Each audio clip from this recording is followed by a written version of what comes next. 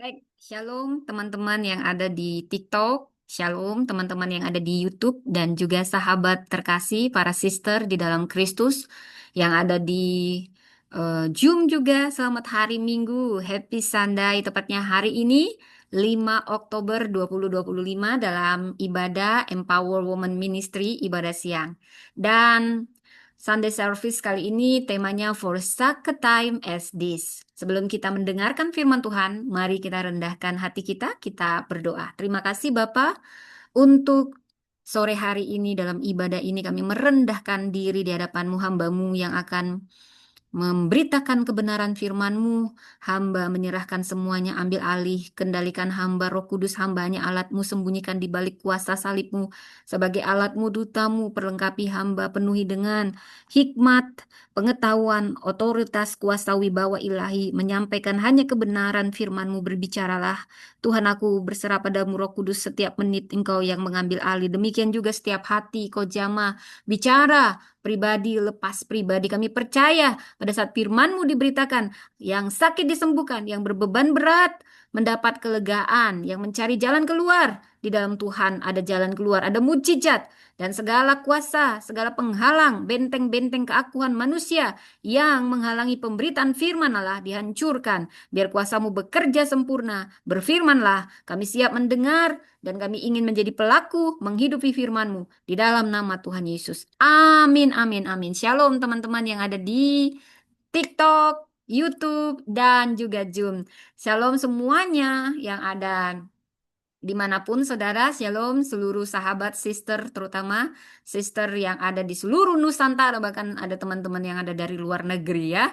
Kita, by the way, ada rekamannya di YouTube nanti untuk ibadah kita ini. Baik saudara, kita akan eh, masuk firman Tuhan. Judulnya saudara ini For such time as this. Untuk waktu seperti ini. Pasti Anda sudah sering mendengar, tapi saya percaya firman Tuhan selalu punya rema yang baru, pewahyuan dan nubuatan. Dan saya percaya pada saat firman Tuhan diberitakan, ada ada rema-rema tersendiri bagi tiap pribadi lepas pribadi. Saya berdoa Roh Kudus bicara pribadi lepas pribadi. Baik saudara, mari kita buka Ester 4 ya, ayat 1 sampai 17. Namun saudara, sebelum kita membayangkan ini dan membahas Ester 4 ayat 1 sampai 17 yang nanti akan saya paparkan eh, mulai dari bagaimana kitab ini ya, saudara. Saya suka mengeksegesis ya, saudara ya, untuk waktu yang seperti ini. Jadi saya ingin kita memulainya dengan momen bercerita tentang bagaimana menentukan arah hidup.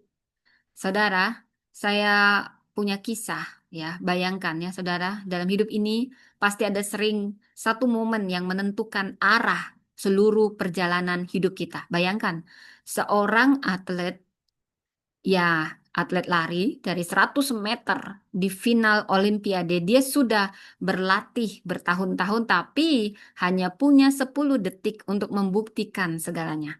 Dan satu start yang salah, maka selesai sudah. Tapi kalau ia melangkah tepat pada waktunya, saudara, dia bisa mencetak sejarah.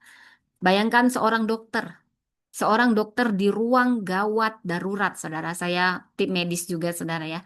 Dia hanya punya beberapa menit untuk mengambil keputusan yang bisa menyelamatkan atau menewaskan seorang pasien.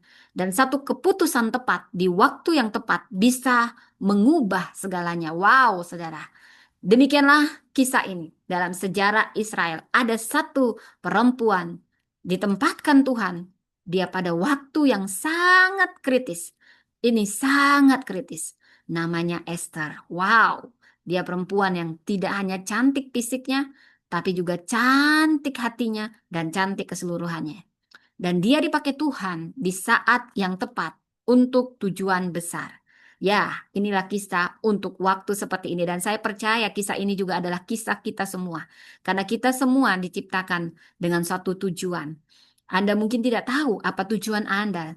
Namun firman ini akan mengkonfirmasi kembali bagaimana Tuhan menghadirkan kita dengan satu tujuan dan panggilan ilahi yang mungkin kita tidak peka sehingga kita belum memenuhi apa yang menjadi kehendak Tuhan. Saudara, mari kita baca dari Ester 4.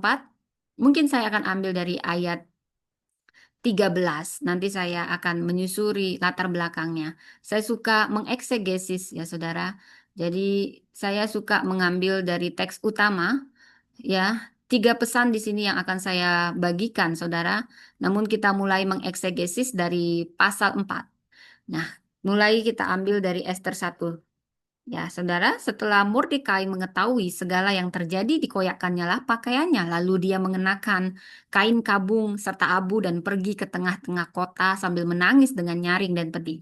Saudara, saya harus ceritakan, ada budaya orang Yahudi dulu, kalau dia mengoyakkan pakaian, memakai kain kabung dan abu, kita sering membaca ini di Alkitab, ini adalah ekspresi tradisional Yahudi menunjukkan kesedihan mendalam dan ratapan di hadapan Tuhan. Seperti yang juga dilakukan oleh Ayub, Ayub 2 ayat 12. Dan bisa juga kita lihat hal yang sama di Kejadian 37 ayat 34. Jadi Mordekai tidak hanya berduka secara pribadi, tetapi dia menyuarakan penderitaan seluruh bangsanya yang terancam pemusnahan akibat dekrit Haman. Haman ini adalah keturunan Agag, di mana Saul pernah tidak taat. Sehingga ada celah-celah yang merusak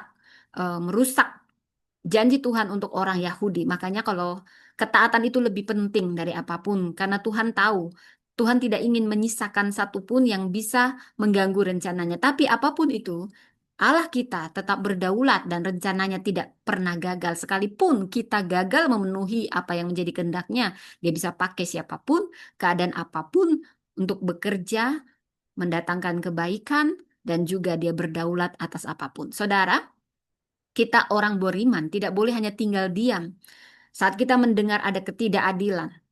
Saudara, salah satu yang dimulai adalah ratapan. Ini bentuk doa profetik. Jangan sampai Anda cuek aja dengan keadaan yang tidak adil. Dan kita mengakui bahwa masalah manusia itu harus dibawa kepada Allah. Saudara, bila kita melihat ayat 2 dari Ester 4, ya ayat 2. Sampailah ia di depan pintu gerbang raja, tetapi tidak boleh masuk ke dalam pintu gerbang itu dengan berpakaian kain kabung. Ada batas istana di sini. Saya mau bicarakan lagi budaya. Jadi dalam hukum Persia ini melarang orang berkabung memasuki istana. Hanya kegembiraan dan kemegahan yang diizinkan di hadapan raja. Ini kontras antara dunia istana yang penuh dengan kemewahan, politik, kepura-puraan, dan realitas rakyat, penderitaan, bahaya. Dan Mordekai berdiri di celah keduanya, antara dunia nyata dan istana kekuasaan. Saudara, bukankah kita gereja seringkali berada di antara keduanya, membawa jeritan masalah dunia ini yang menderita ke hadapan Allah, sekaligus menantang dunia kekuasaan yang menutup mata. Kalau kita bicara ayat 3, ini bicara tentang ratapan seluruh bangsa. Ya, jadi tiap-tiap daerah ada perkabungan besar karena ada dekrit Haman. Haman yang sangat membenci orang Yahudi karena melihat Mordekai nggak mau menyembah Haman. Dan ini adalah latar belakangnya kenapa? Karena Mordekai tahu Haman ini keturunan Agag. Agak ini yang tidak dimusnahkan karena ketidaktaatan Saul. Saudara, ketaatan itu lebih penting dari persembahan atau apapun. Karena ada celah saat kita tidak taat, saudara. Taat itu nggak boleh 99%, harus 100%. Inilah yang kita pelajari dari ketidaktaatan Saul. Itu akan beranak pinak, menumbuhkan celah-celah. Seperti Agak yang tidak di bumi hanguskan langsung. Akhirnya ada keturunan lain yang mungkin jadi celah, itulah yang membuat si Agak ini benci sekali sama orang Yahudi, termasuk melihat sikap Mordekai yang tidak mau menghormati dan tunduk menyembah kepadanya. Karena bagi Mordekai, menyembah itu hanya kepada Allah. Ya saudara, ini suara saya mungkin saya tukar dulu. Ya. Jadi saudaraku, ini suara saya sudah oke ya. Ya, tadi sempat saya lihat sepertinya perlu dicas ya. Oke. Ya, saudara, puasa di sini bukan sekedar ritual, ini ekspresi. Jadi orang Yahudi sering berpuasa, ada ekspresi total keputusasaan sekaligus mencari pertolongan Allah. Jadi kalau saya meringkas, saudara, karena nanti cukup panjang, saudara, saya mau cerita. Jadi kita membaca dari Ester 4 ayat 1 sampai 17. Jadi kalau ayat 4 sampai 6 itu bicara bagaimana Esther mendengar berita yang membuat Mordekai sedih. Ya, di sini disingkapkan bagaimana Esther sedang mencari solusi. Di ayat 7 sampai 9, Mordekai menjelaskan situasi secara rinci tentang rencana jahat Haman, tentang pemusnahan, titah pemusnahan orang Yahudi. Jadi kita di sini harus membuka mata kita dari ketidaknyamanan atau kenyamanan rohani yang palsu. Bila kita membaca dari Esther 4 ayat 10 sampai 11, di sini ada keraguan Esther. Esther menyampaikan bahwa tidak seorang pun boleh menghadap raja tanpa dipanggil kecuali raja mengulurkan tongkat emas. Jika tidak, artinya hukuman mati.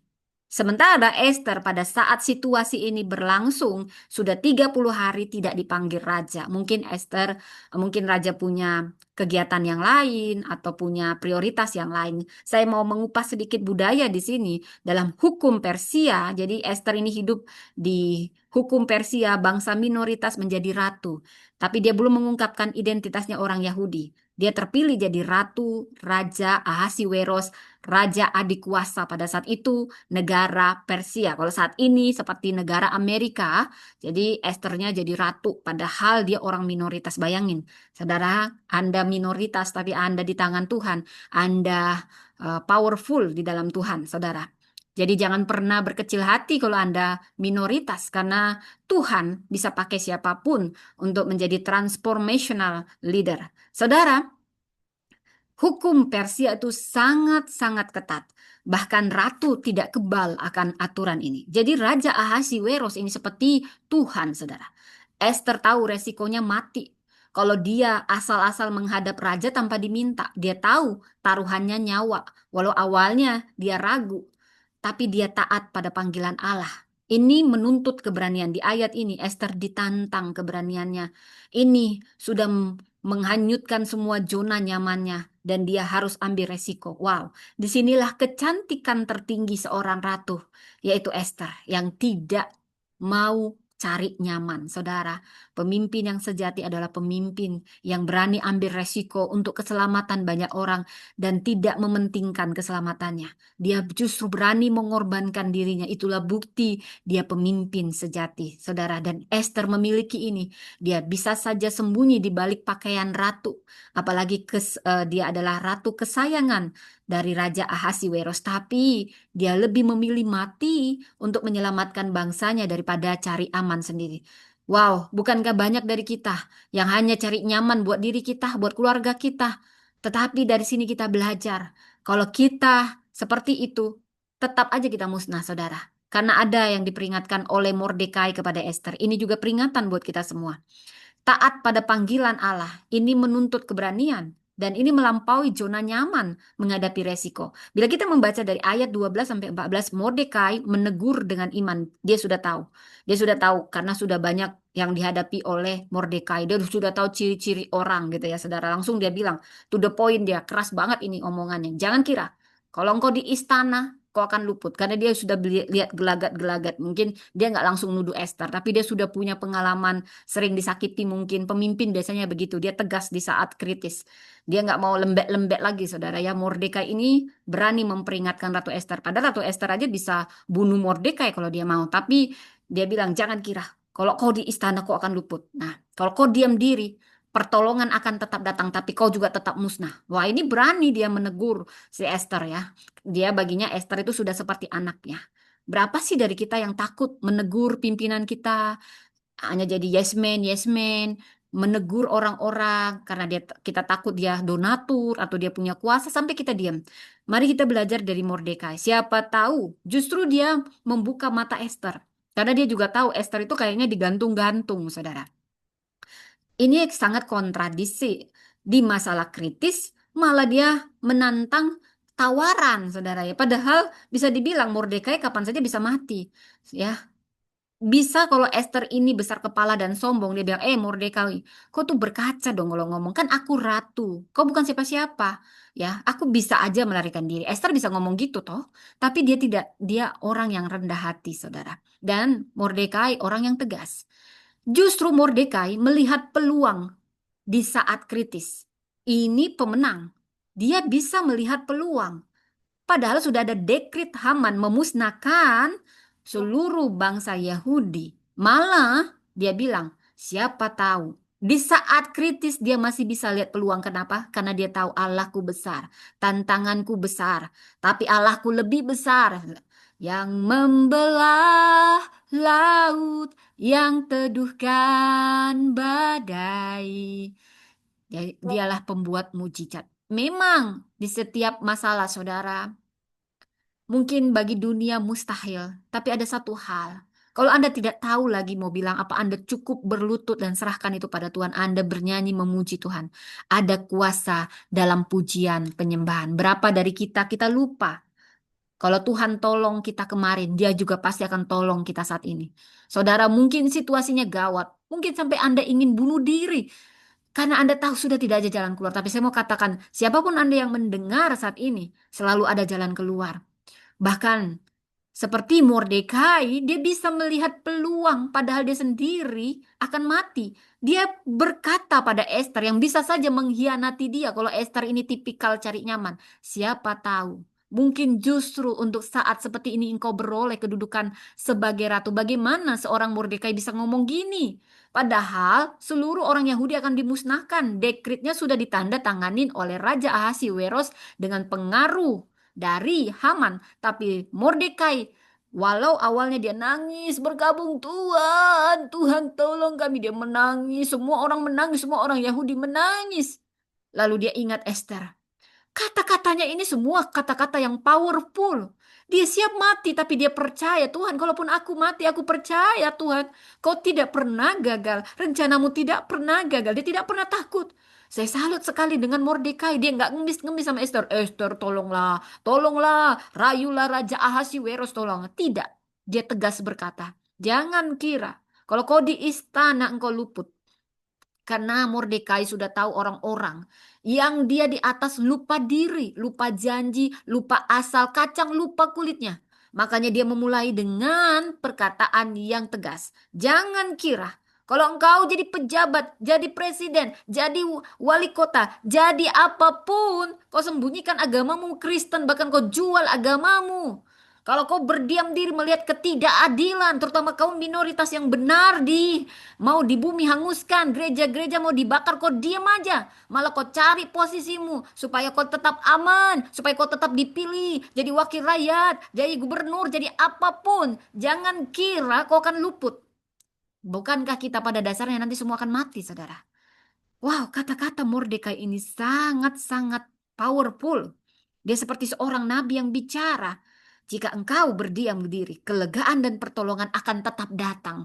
Saudara, kita bisa gagal memenuhi kehendak Tuhan karena kita ingin cari nyaman, tapi rencana Allah tidak bisa gagal. Justru kita nanti yang dapat konsekuensi.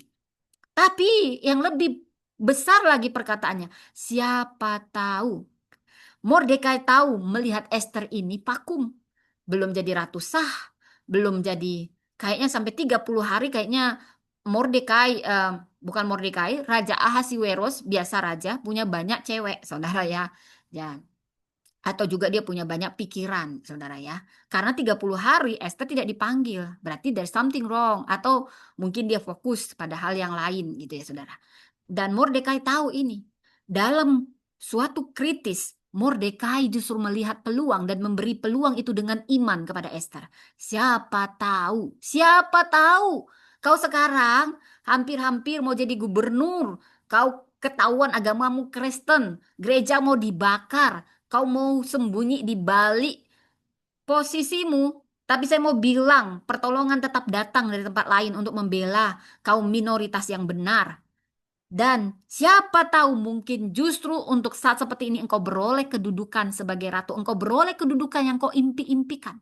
Hanya dengan engkau membela kebenaran walau nyawa taruhannya.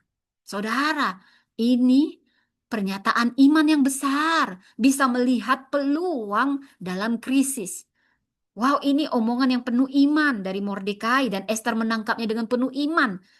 Dia siap mati, tapi dia percaya Allahku tidak pernah gagal. Wow, keselamatan umat Allah tidak tergantung pada satu individu. Kok banyak tingkah? Kok lupa diri, kacang lupa kulitnya. Allah sanggup menolong setiap umatnya.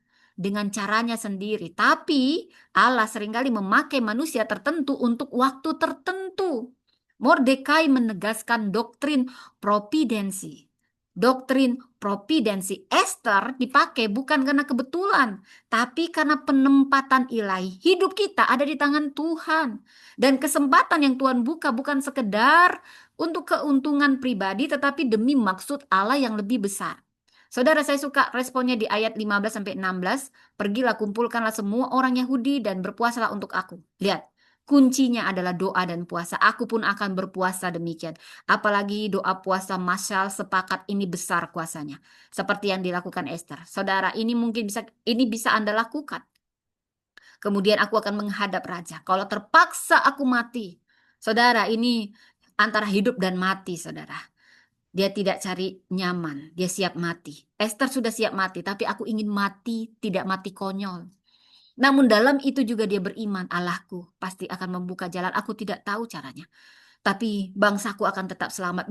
Mungkin bukan melalui aku. Paling tidak aku sudah membuka jalan. Dia sudah siap mati, tapi aku ingin mati dalam pakaian ratu, dalam persiapan matang.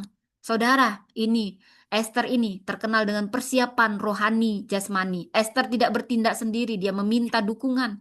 Ini kerendahan hati, dukungan komunitas iman, puasa bersama. Ini keputusan iman. Lebih baik taat kepada panggilan Tuhan dengan resiko mati daripada hidup tanpa tujuan. Pemimpin sejati tidak hanya mengandalkan kekuatan diri, tetapi juga doa komunitas dan berani melangkah dengan iman. Saudara, maka pergilah Mordekai, diperbuatnya tepat seperti yang dipesankan Esther. Itu ayat 17. Komunitas, kita harus saling mendukung. Terutama kalau ada seorang pemimpin yang sudah siap mati, ya saudara. Taat berpuasa untuk dia, doakan pemimpinmu. Dan berdoalah bersama-sama, ini besar kuasanya. Solidaritas iman ini melahirkan terobosan sejarah. Keputusan iman seorang pemimpin ini kuat saat semua jemaat mendukung dengan ketaatan dan doa bersama. Jadi providensi Allah, Tuhan bekerja di balik layar, menempatkan orang pada posisi strategis untuk maksudnya. Keberanian iman, ini panggilan Allah, ini selalu menuntut keberanian melampaui rasa takut. Jadi saudara, di sini perlu peran komunitas, doa dan solidaritas. Solidaritas umat Allah ini menopang keputusan besar iman. Saudara, saya mau meringkas juga budaya pada saat itu ya saudara. Jadi kalau kita memahami kekuatan kisah ini, kita akan melihat 3 konteks penting dari kitab Esther ini. Pertama, konteks sejarahnya. Kitab Esther ini dibuat sekitar abad ke-5 sebelum Masehi, saat pembuangan ke Babel. Jadi saat itu bangsa Yahudi Yehuda ya, ada di pembuangan Babel. Dan saat itu bangsa Yahudi hidup di bawah kekuasaan kerajaan Persia di pemerintahan Raja Ahasiweros, dan mereka minoritas diaspora, tidak punya kekuatan politik, hanya berharap pada kemurahan raja. Ini bukan masa kejayaan, justru ini saat masa ketidakberdayaan bangsa Yahudi. Dan dalam sosial budaya, istana Persia ini adalah tempat yang megah, sekaligus syarat intrik politik. Jadi pesta pora, perebutan pengaruh, dan permainan kekuasaan ini mewarnai kehidupan di sana. Jadi perempuan dalam istana ini hanya dianggap alat politik atau simbol kehormatan raja. Jadi di tengah budaya seperti itu justru Tuhan memakai seorang perempuan, di mana pada saat itu perempuan nggak dianggap. Tapi kenapa Tuhan memilih perempuan, saudara? Seorang perempuan Yahudi lagi, dia diaspora yang tidak punya koneksi, tidak punya kuasa, dia anak yatim piatu. Ratu Esther ini orang Yahudi, udah Yahudi, tidak punya ayah dan ibu. Dia menjadi ratu Persia. Saudara, itu bukan kebetulan, tapi tangan Allah yang bekerja di balik layar diam-diam. Jadi kitab Esther sangat unik. Tahu saudara, ada satu kitab, hanya kitab Esther di mana kata Allah tidak ada di dalamnya. Tetapi kuasa Allah bekerja powerful di dalamnya. Di sanalah letak keindahannya. Tangan Tuhan tetap bekerja di balik layar. Mungkin Anda tidak lihat, saudara. Mungkin Anda yang harus menyembunyikan identitas Anda untuk sementara. Tetapi Tuhan bekerja di balik layar. providensinya, penyediaannya itu nyata meski namanya tidak disebut di kitab ini. Jadi kitab Ester ini temanya adalah Allah bekerja dalam keheningan sejarah untuk menepati janjinya menjaga umat pilihannya. Saudara,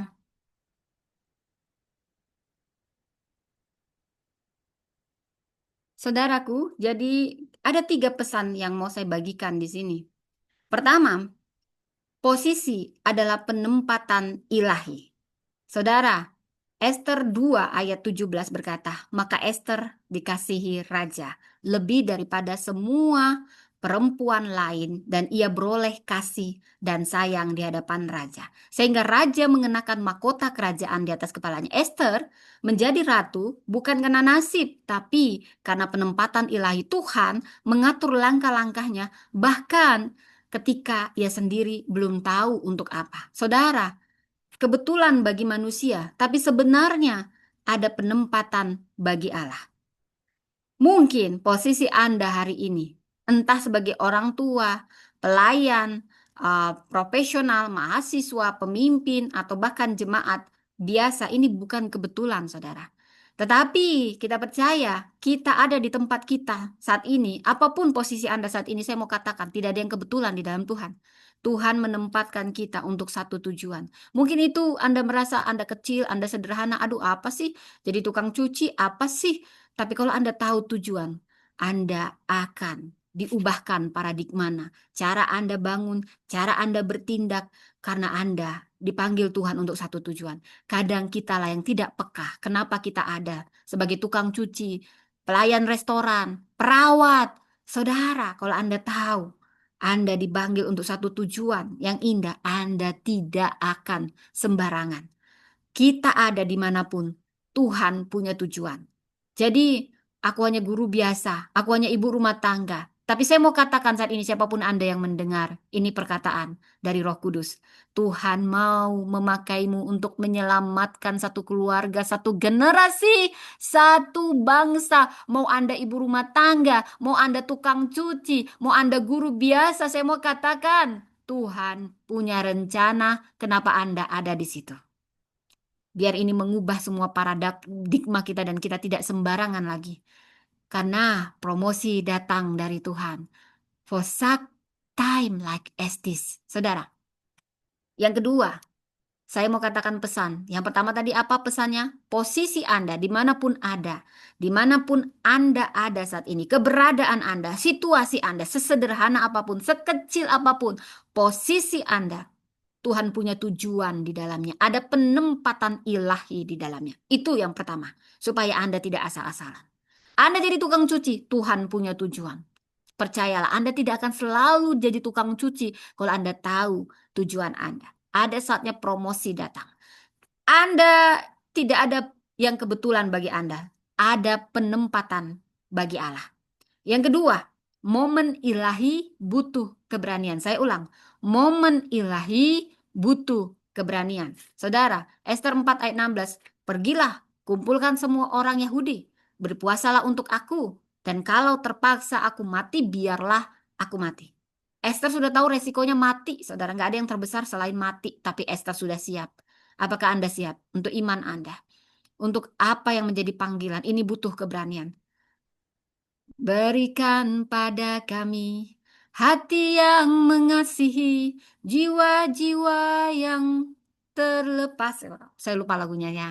Tuhan, ini tugas kami. Beri keberanian bagi kami. Taruhlah hati yang mengasihi, jiwa-jiwa bagi Allah. Mohon maaf ya saudara ya, terutama para song leader ya ini. Saya lupa, tapi teksnya.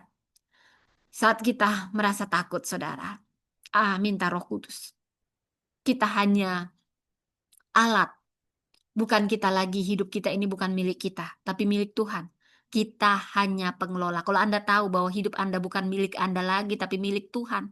Dan Anda tahu Anda alat, maka Anda tidak perlu risau. Mintalah kepada pemilik itu. Berilah aku kekuatan Tuhan. Berilah aku keberanian Tuhan. Berilah aku hikmat. Minta. Tuhan pasti akan memperlengkapi. Karena Tuhan yang punya visi misi itu, bukan kita. Kecuali kalau Anda masih mau mengambil alih sesuka hati Anda. Tapi yang mau saya katakan, bagi Tuhan semuanya luar biasa. Baik, dalam budaya Persia, Esther sudah tahu siapapun yang menghadap raja tanpa dipanggil dihukum mati. Tapi dia tetap melangkah. Dia tidak cari nyaman. Dia bukan nekat, tapi dia beriman. Bedakan nekat sama iman. Ya, nekat itu bukan kehendak Tuhan, itu kehendak dia sendiri kadang. Tapi kalau iman, dia sudah tahu. Dan biasanya ada persiapan-persiapan doa, puasa, peneguhan, ya saudara ya. Keberanian rohani bukan tanpa rasa takut. Esther ada rasa takut, dia masih manusia, bukan dewa. Tapi dia memilih taat. Itulah keberanian rohani. Saat kita takut, kita memilih taat di tengah takut. Kita lebih memberi ruang, Tuhan, beri aku keberanian. Itu keberanian rohani, saudara. Bukan asal berani, saudara. Kita bergantung penuh pada Tuhan dan kita punya iman. Tuhan kadang membawa kita pada momen-momen krisis seperti Esther, situasi yang dihadapin Esther. Tapi satu hal, mari kita meniru Esther, pilihlah ketaatan. Antara kenyamananmu atau ketaatan dengan penuh resiko, pilihlah taat. Taatlah pada Tuhan. Jangan tawar-menawar lagi. Dari situ iman diuji.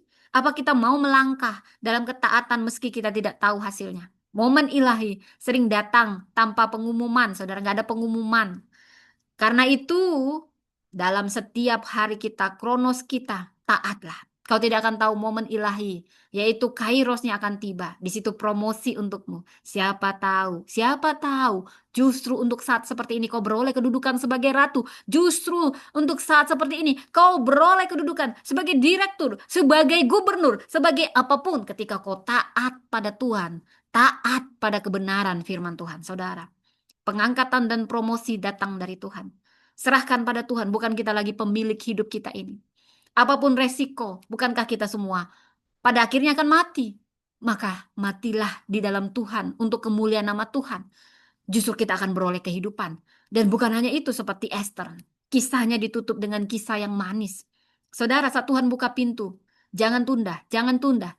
Karena penundaan bisa menghilangkan kesempatan ilahi. Poin yang ketiga, ketaatan seorang bisa mengubah sejarah banyak orang. Saya ulang, ketaatan satu orang, ketaatan seseorang bisa mengubah sejarah banyak orang. Esther berdiri di celah bagi bangsanya sebagai perantara dan pendoa. Karena keberaniannya, bangsa Yahudi diselamatkan. Rencana Haman gagal dan perayaan Purim ditetapkan untuk mengenang karya penyelamatan. Esther 9 ayat 26 sampai 28. Satu langkah iman hari ini bisa menjadi sejarah keselamatan bagi banyak orang. Saudara, jangan remehkan satu tindakan taat. Ketaatan satu orang ini bisa menyelamatkan keluarga, komunitas, bahkan bangsa. Ketaatan Esther bukan hanya mengubah istana Persia, tapi juga menyelamatkan garis keturunan Mesias. Jadi apa yang harus kita pahami dan kita lakukan? 3 hal. Tadi kita sudah tahu ada 3 yang menjadi yang ingin menjadi pesan dari kisah Esther ini. Pertama, posisi kita, keberadaan kita dimanapun kita berada saat ini, ada tujuan ilahi, ada penempatan ilahi. Kedua, momen ilahi butuh keberanian. Momen ilahi butuh keberanian. Ketiga, ketaatan seseorang bisa mengubah sejarah banyak orang. Jadi, bagaimana yang harus kita lakukan, saudara? Kenali posisimu, kenali pekerjaanmu, pelayananmu, keluargamu, bahkan kesulitan yang sedang kau alami saat ini. Bisa jadi itu penempatan strategis untuk mempromosikanmu dari Tuhan. Jadi jangan suka ngeluh, tapi belan. Tuhan, apa yang harus aku pelajari? Jadi tukang cuci. Tuhan, apa yang harus aku pelajari? Terlilit utang. Tuhan, apa yang harus aku pelajari dari situasi sakit penyakit? Saudara, Tuhan punya rencana. Kalau kamu tahu, maka kau akan bersikap berbeda. Kedua, berani melangkah saat momen tiba. Saya ulang, berani melangkah saat momen tiba. Jangan tunggu, jangan tunda. Saat semua jelas, baru kau mau melangkah.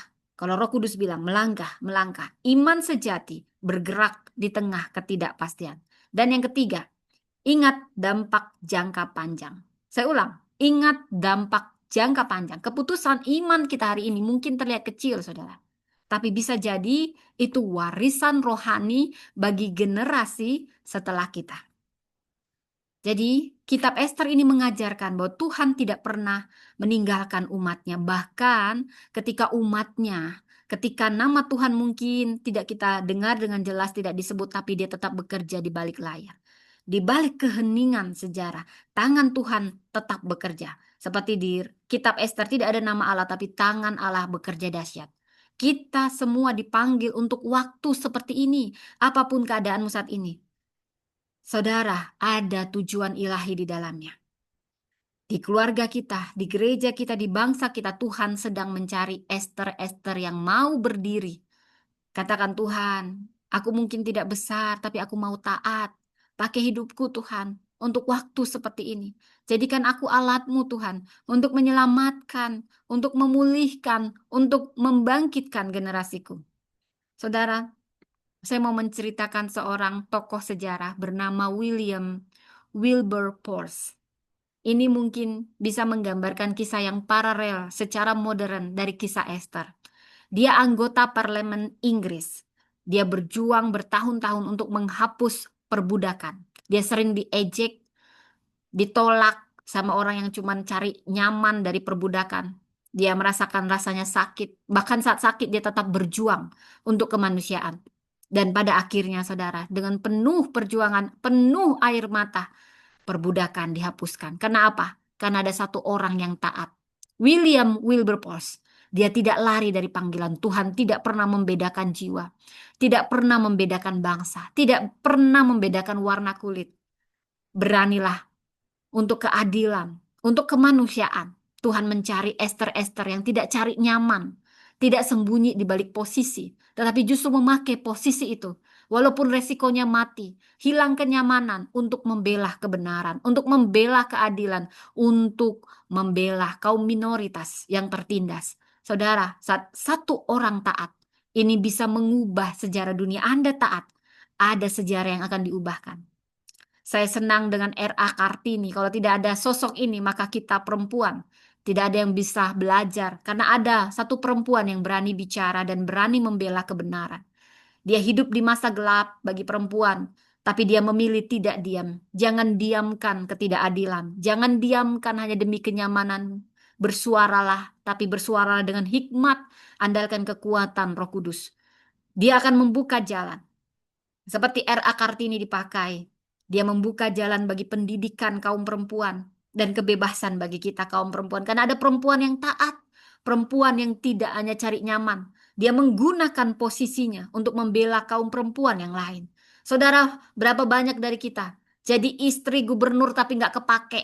Jadi istri orang-orang penting tapi diem aja saat ketidakadilan diperlakukan di bangsa dimanapun. Mungkin untuk waktu seperti ini, Tuhan memakaimu. Bersuaralah, apapun posisimu. Sebagai istri pejabat atau sebagai pejabatnya. Bersuaralah bagi kebenaran, sekalipun itu menghilangkan kenyamananmu. Percayalah, orang yang cari nyaman, justru dia tidak akan mendapat kenyamanan. Tetapi yang berani ambil resiko, membela kebenaran, Tuhan akan berdiri. Dan bahkan untuk waktu seperti ini, kau akan menjadi ratu. Ratu dalam konteks yang berbeda. Promosi dari Tuhan ada bagi orang-orang yang taat. Saudara, Tuhan menempatkanmu. Jadi ibu rumah tangga ada tujuan di situ. Jadi guru ada tujuan di situ. Jadi tukang cuci, jadi tukang catering ada tujuan di situ. Tanya pada Tuhan. Setia ambil bagian. Itu bukan kebetulan. Dia memanggil kita semua seperti Esther untuk waktu seperti ini. Apakah kamu mau berkata, Tuhan, pakailah aku di tempatku, di generasiku untuk waktu seperti ini. Saya suka satu lagi, Rosalind Franklin. Siapa dia? Dia seorang perempuan, ilmuwan Inggris, jarang dibahas. Wow, dia luar biasa dalam kimia fisika. Dikenal karena dia berkontribusi terhadap penemuan struktur. Ini agak-agak bahasa ilmiah, helix ganda DNA melalui teknik dipraksi sinar X. Saudara, dia punya banyak tantangan sebagai perempuan, tapi dia taat. Dia ambil resiko. Dia kerja ilmiah. Pada saat itu perempuan sangat sedikit dan dibatasi.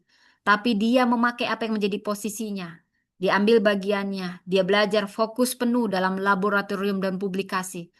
Walaupun banyak karyanya tidak langsung diakui atau dihargai seperti rekan-rekannya, tapi dia mungkin tidak begitu populer seperti Watson dan Crick, tapi dia mengambil bagiannya dengan baik. Ini seperti Ratu Esther dalam versi yang berbeda. Mungkin keberadaannya dalam latar yang asing, saudara, tidak dominan. Rosalind perempuan dalam dunia ilmiah yang saat itu dikuasai laki-laki. Seperti Esther sebagai Yahudi dalam istana Persia, apalagi dia perempuan.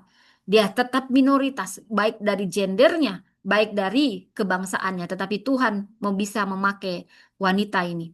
Dia melakukan seperti Franklin ya, dia melakukan pekerjaan diam-diam. Tidak selalu di depan publik, tapi efek dari pekerjaan Franklin ini sangat besar. Struktur DNA, saudara, ini menjadi pondasi bagi genetika modern, biologi molekuler, pengobatan. Saudara, seperti Esther, dia tidak disebut ya namanya secara eksplisit. Nama Allah tidak disebut dalam kitab Esther, tetapi providensi Allah nyata. Saudara, apapun keberadaan Anda, sebagai guru, sebagai ibu rumah tangga, sebagai apapun, miliki keberanian. Keberanian intelektual, miliki ketekunan. Walaupun Anda diabaikan, walaupun Anda minoritas. Saudara, seperti Franklin, dia minoritas, tapi dia membiayai jalannya penelitian. Dia ambil bagiannya, dia hadapi semua tantangan, hambatan. Akhirnya dia diakui secara publik, ada pengakuan walaupun dia perempuan. Karena dia percaya ada tujuan ilahi untuk waktu seperti ini. Jangan remehkan pekerjaanmu. Mungkin tidak semua orang melihat saat ini, tapi percayalah saat kau setia, tekun, kau ambil bagianmu, kau gali, terus kau gali. Meski kau kurang dihargai, ada saatnya. Untuk waktu seperti ini, engkau akan dipromosikan Tuhan. Tuhan memakai karya yang ternyaring secara tidak langsung. Saudara, demikian juga Deborah, dia hakim. Dia nabi perempuan. Dia pemimpin nasional Israel pada masa hakim-hakim. Dia memimpin Israel dari bawah penindasan menjadi suara Tuhan. Dia memanggil Barak, menyiapkan strategi kemenangan, dan dia juga menulis pujian-pujian indah, nyanyian Deborah. Deborah dan Esther sama-sama dipanggil di masa krisis bangsa Israel. Deborah saat penindasan oleh bangsa Kanaan, Esther saat rencana pemusnahan kaum Yahuda. Dan keduanya bukan pemimpin militer sejak awal, tapi diangkat Tuhan untuk memimpin di waktu yang kritis. Esther sebagai ratu, Deborah sebagai hakim dan nabi. Keduanya perlu keberanian yang besar dan pengaruh, walaupun sangat beresiko. Saudara, Deborah dengan memimpin perang, Esther dengan menghadapi raja. Keduanya menghadapi resiko mati, kemungkinan untuk mati. Namun mereka berani dengan imannya dan mengandalkan Tuhan. Dan dampaknya mereka tidak hanya berdampak pada diri mereka, tetapi seluruh bangsa. Ada penyelamatan, ada pemulihan, ada penyatuan kaum Israel. Saudara, saat ini siapakah Anda yang mau seperti ini dipakai Tuhan? Mari kita uh, siapkan hati kita, percayalah ada providensi Allah. Keberanian iman dituntut dari kita. Dan ada rema yang Tuhan beri pada saat ini sebelum kita berdoa, saudara. Anda yang mendengar ini bukan suatu kebetulan, saudara. Ada pesan. Saya merasakan ada perempuan-perempuan di sini. Tuhan berpesan kepada Anda. Engkau ditempatkan untuk waktu seperti ini. Dari Esther 4 ayat 14 ini menjadi remah pengingat bahwa tidak ada musim, tidak ada posisi atau perjalanan yang kebetulan. Esther tidak diangkat jadi ratu demi kenyamanan, tapi demi alat penebusan bangsanya. Demikian juga setiap Anda yang mendengar ini, ada banyak perempuan di sini, baik perempuan atau laki-laki, baik Anda yang saat ini di mimbar di pelayanan maupun dalam pengaruh rohani, ada penempatan ilahi untuk tujuan yang melampaui diri Anda. Saya ulang, ada penempatan ilahi untuk tujuan yang melampaui diri Anda. Dan saat ini ada pesan ilahi. Anakku, aku menempatkan engkau di posisi pengaruh bukan untuk kehormatan pribadi, tapi untuk menegakkan maksudku bagi generasi ini. Sebab aku mengetahui rancangan yang ada padaku mengenai kamu. Tuhan berkata di Roma 8 ayat 28, segala sesuatu bekerja untuk kebaikan mereka yang mengasihi Allah. Saat ini aku katakan, jangan ragu pada musim ini. Tuhan sedang memanggil Anda berdiri untuk generasi, terutama generasi perempuan yang sedang dicetaknya. Gunakan pengaruhmu, gunakan suaramu, hikmat yang dari Tuhan. Itu akan membuka pintu bagi yang tidak punya suara. Seperti Esther bersuara bagi bangsanya. Dan ada nubuatan yang harus saya sampaikan. Engkau akan berdiri di ruang yang dulu tertutup. Saudara, ada beberapa orang di sini yang mungkin pintu-pintu tertutup baginya. Saat ini saya mau katakan, Roh Kudus sedang bicara, saya tidak tahu siapa Anda. Tapi ini juga bicara bagi saya. Tuhan berkata, engkau akan berdiri di ruang yang dulu tertutup bagimu. Aku akan membawamu ke hadapan raja-raja. Bukan karena pencarianmu akan kehormatan, tapi aku ingin suaraku didengar lewat hidupmu. Saya tahu ada beberapa perempuan pemimpin di sini. Mungkin Anda berputus asa. Banyak pintu yang ditutup bagi Anda. Anda sering dianggap sebagai ancaman. Ada nubuatan Tuhan dari kisah Esther untuk waktu seperti ini. Anda yang mulai putus asa, saya tidak tahu siapa Anda. Kalau itu Anda angkat tangan. Anda yang mulai putus asa dan Anda tahu Tuhan kenapa pintu semua ditutup bagiku. Saat ini Tuhan bicara bagi Anda. Anakku, engkau akan berdiri di ruang yang dulu tertutup bagimu. Apa yang tampak kecil di masa lalu akan menjadi plafon besar untuk penggenapan rencanaku. Engkau akan berdiri di hadapan raja-raja, pemimpin besar. Engkau Engkau tidak sedang diangkat karena kebetulan. Aku akan memposisikanmu sebagai penyambung generasi rohani baru. Saudara, ini tanda penggenapan. Tuhan akan membuka pintu kolaborasi. Aku tidak tahu. Kalau itu tangan, kalau Tuhan berbicara padamu lewat ini, angkat tanganmu. Yes, Tuhan, imani. Ada pintu kolaborasi dan ruang pelayanan lintas generasi dan lintas denominasi. Inilah tanda mandat seperti Esther sedang diaktifkan dalam hidupmu. Saya mau katakan ini tanda penggenapan dari nubuatan ini bahwa engkau akan berdiri di ruang yang dulu tertutup. Di ruang yang dulu tertutup. Ini juga buat saya. Tuhan akan membuka pintu kolaborasi. Itulah tandanya. Ada pelayanan lintas generasi, lintas denominasi. Jadi bukan hanya satu gereja. Itulah tanda bahwa mandat Esther sedang diaktifkan dalam hidupmu. Amin, katakan amin, saudara. Dan ini pewahyuan. Providensi Allah bekerja di balik diamnya. Seperti kitab Esther tidak menyebut nama Allah, namun tangannya nyata di balik setiap peristiwa. Demikian juga dalam perjalanan Anda. Bahkan saat ini Tuhan tampak diam, dia sedang menata strategi surgawi. Musim ini bukan musim diam. Mungkin Anda melihat, Tuhan kenapa kau diam? Ini untuk beberapa pemimpin perempuan. Saya tidak tahu siapa nama Anda. Tapi saya tahu Anda mendengar, baik yang di YouTube, baik yang ada di Zoom. Musim ini bukan musim diam. Mungkin Anda bilang ini musim diam. Tapi justru ini musim penyingkapan. Minta kepekaan dari Tuhan. Tuhan katakan, aku sedang menyingkap maksud di balik penempatan. Mungkin kau nggak ngerti. Bahkan hal yang kecil, kenapa Tuhan aku ada di sini? Jangan takut berjalan di ruang yang baru. Saya mau katakan, jangan takut berjalan di ruang yang baru. Sebab aku sudah lebih dahulu di sana. Mungkin kau takut, Tuhan, aku takut ditolak lagi. Tuhan, Tuhan tidak diam. Minta kepekaan. Dan katakan, aku dipilih bukan karena kebetulan, tapi karena panggilan. Saya mau katakan, mari kita sama-sama katakan, Tuhan, aku percaya aku dipilih bukan karena kebetulan, tapi karena panggilan. Aku berdiri di tempatku hari ini bukan karena ambisi, tapi karena misi ilahi. Misi ilahi, Tuhan menempatkanku untuk waktu seperti ini, bagi generasiku, bagi kerajaan Allah. Amin, amin. Mari kita berdoa. Terima kasih Bapak untuk waktu seperti ini. Kami percaya Tuhan. Kami kau tempatkan saat ini bukan satu kebetulan. Ada tujuan ilahimu.